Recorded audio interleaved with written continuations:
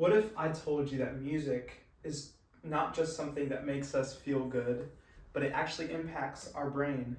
See, we all listen to music to varying degrees. There may be a couple podcasters who swear by it, and that's okay. You're wrong, but it is okay. But even though music is something that cannot be avoided, it completely surrounds us.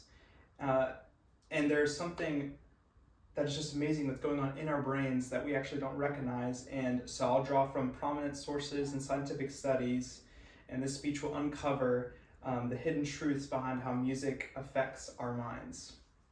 This presentation will explore 3 primary facts that many do not know, including how music impacts our minds, the emotion of music, and music in our mental health and physical health.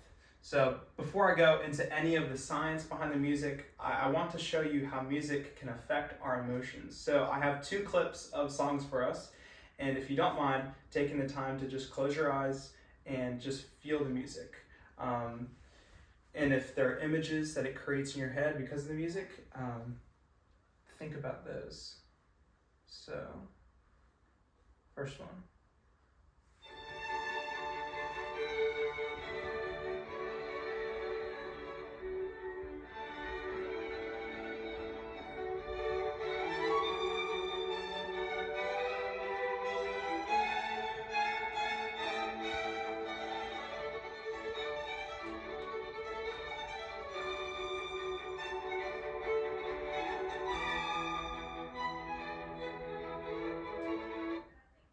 Okay, that was Divermento by Mozart in D major, and then this is the Moonlight Sonata in C sharp minor.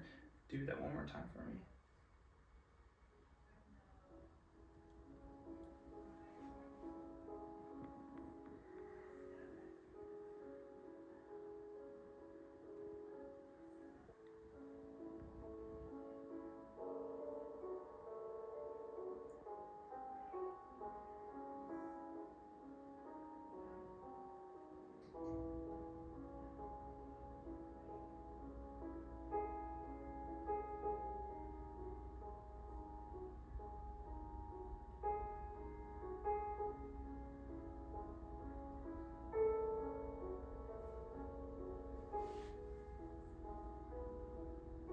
Okay, so those are very different types and styles of music, and I think it made us feel 2 very different emotions there. And ultimately what I'm trying to prove here is that, so one song is far more cheerful and happier than the other, and it shows how dramatic music is and its effects on our emotions. So music, point number 1, can evoke strong emotional reactions. There's a study from Why and How Music Moves Us by Pfizer, and to quote it, it says, listening to or making music first increases blood flow to the brain regions that generate and control emotions, and then the limbic system, which is involved in the processing of emotions and controlling memory, it lights up when our ears perceive music. So there's so much more going on than we realize when we turn music on.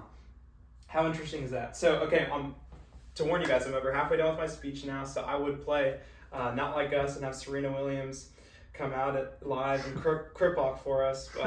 We have Serena, we just don't have the copyright permissions, so sorry to disappoint. Anyway, upbeat songs can boost our mood, while slower songs can make us down or even make us feel sad, or could calm us down or make us feel sad. There's a study by DaCosta Music Therapy and how music affects your mind, mood and body, and it says music can elicit many, if not every, emotion.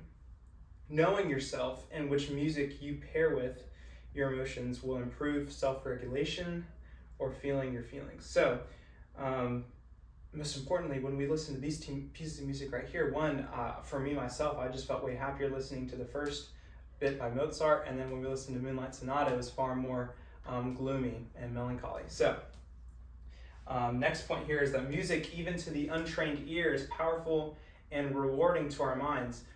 From the unexpected creates reward when listening to music. It says that if you love it when a musician strikes that unexpected but perfect chord, you are not alone. New research shows the musically unexpected activates the reward center of our brains and makes us learn about the music as we listen. So if I were to come over to the piano real quick, and play something like this,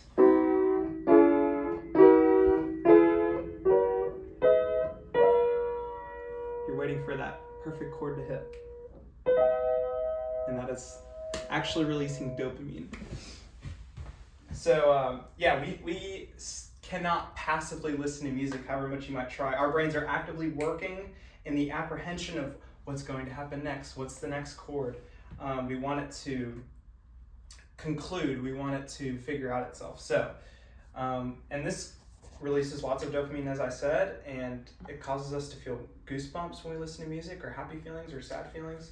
And lastly, I want to say that music dramatically impacts our health and can help us actually when we study.